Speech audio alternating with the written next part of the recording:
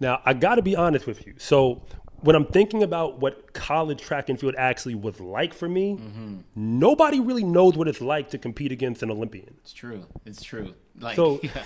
No. okay, we got stories. So I'm going to let you, I mean, you want to go first? Because I can take it. I'll let you go first. I'll bounce off All you. right. So remember, I said future Olympian. And when you commit, you're basically thinking like, okay, I'm going to be the best. Yeah, that's how you feel. That's So how you feel. I don't realize, or at the time, I didn't know how delusional I was. Because I'm thinking that being the best in my league, or even in like my little county, makes me the best in the country. Yeah, man. But then again, there was no like rankings or anything that really tell us where we're at. So I remember racing, okay, this is my junior year. Yeah. I raced Brendan Rodney. Now, he stands out because he's the only world championship gold medalist who I've ever been on the track with. Yep. And this was in a 60-meter dash. Yeah. I ran what was at that time, I'm a junior. And this was at that time the PR that I recorded in the 60. He won the event.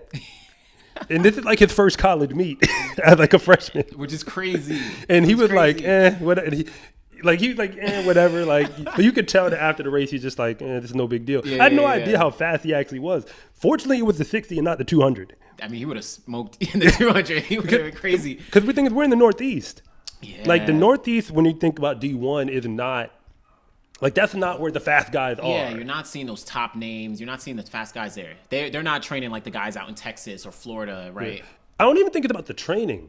It's just that if you're really talented, they recruit you to go where it's hot. Yeah, that's true. We were doing the same workouts. Yeah. Keep it a buck. That's you true, go that's true. If you go down to D3 and I show you some teams, they be doing the same doing the same workouts. stuff, but It's yeah. just that them boys is faster over here. Yeah. But hey, that's another conversation.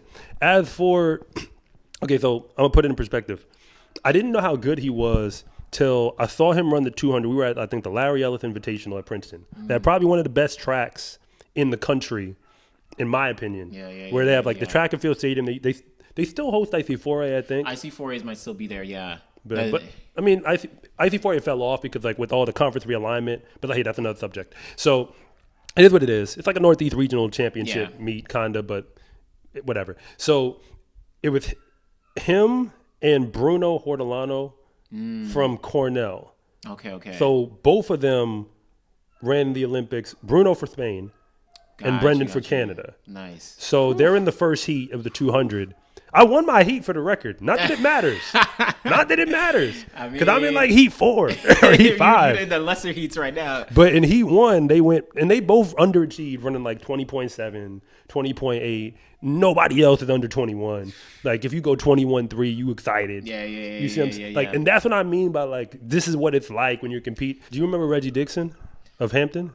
Reggie Dixon, yes. He used to walk around the track like a god, bro. Word. And I don't you say that. I mean, I say it facetiously only. But like, I remember when Reggie would show up to meets, like at the Armory. Yeah. Man, Reggie Dixon. See, because I wasn't in his heats. He's just doing his thing. I'm like, remember, I'm not good enough for that. Like, I spent my whole track career, unapologetically, I admit what it was, because I wanted to be at D1. Yeah. And my whole career was trying to get in the fast heat. And I sometimes got in. I was that guy who ran good enough in the prelim, won his heat. But once I get in that fast heat with all the guys who's about to put down like the actual, like I remember my senior year, I ran indoor 2, and it was a guy, nobody even knows his name, Carl Horsley. Yeah, I don't know. From Cal State Northridge. Who that is. I mean, he was at USA's outdoors in the 2. Okay. I mean, listen, you make it to USA's in the 200 also. I mean, that's... You legit. Yeah. So, needless to say, I wasn't ready. The gun goes off. I'm at the Armory. I'm in lane 6. I'm thinking, I got a good lane. And I'm thinking, okay, I might be able to break 22 out here. And then, hey, indoors on the 2, the first meet, like, first off, I didn't break 22. That's one part. Yeah. Second half, I remember getting up to that back turn. And I didn't just hear footsteps. I felt a gust of wind. Dude, in the 200, that is scary. Right? And I don't even think he was in lane 5. He might have been in lane 4, bro. Damn, man. Yo, so I mean, all the guys in the heat were legit. But I'm saying, like, there was us and there was him. The thing is, like, I've already been over this. Like, the talent gap in D1, there's a whole nother conversation that I'm not even hitting on.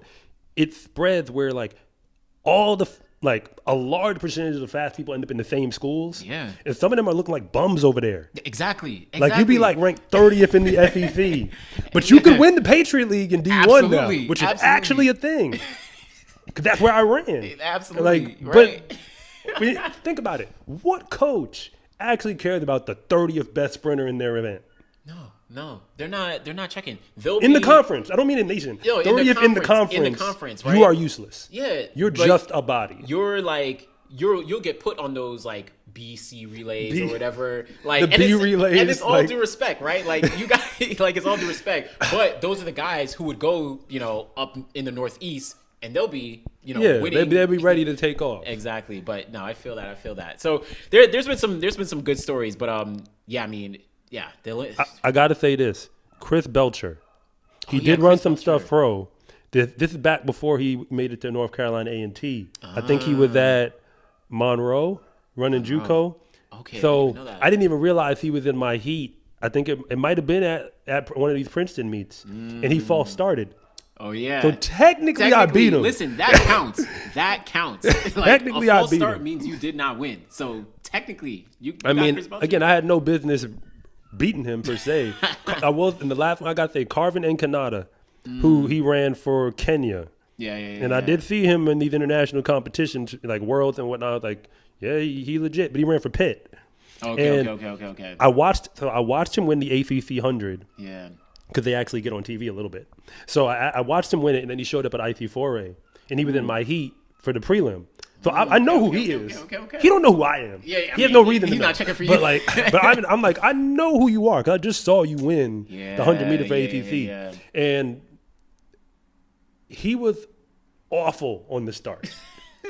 he just but once he gets to 30 to 40 meters, it's over. He just runs away from the rest of us. Damn. So when I look at the film, I'm like, well, I had him at 20. You had a little bit.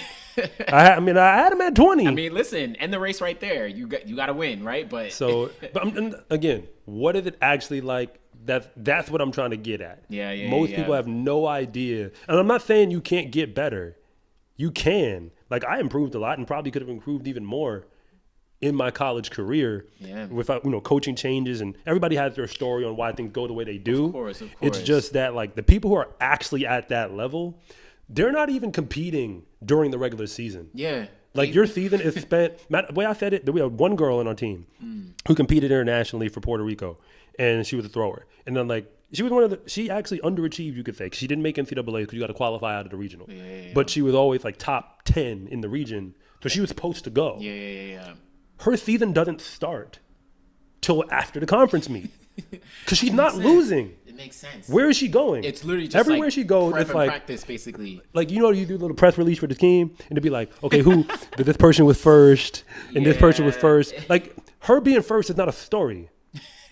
That's like the normal. Like, the story is if she finishes second or third. Yeah, that's like okay, something happened. Like we were just trying to like with her, and I'll end it here. Where like her thing was she had to run or throw in one meet, which was the regional meet. That's it. That was the only meet she actually had to throw in. Wow.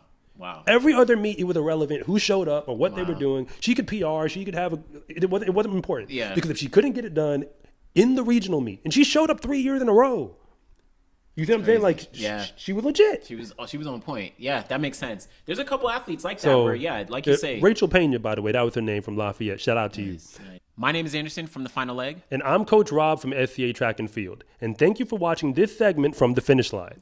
If you want to know what's really going on at the high school and college level, be sure to subscribe to Coach Rob Track and Field. And if you want more content on the best track and field athletes in the world, be sure to subscribe to The Final Leg.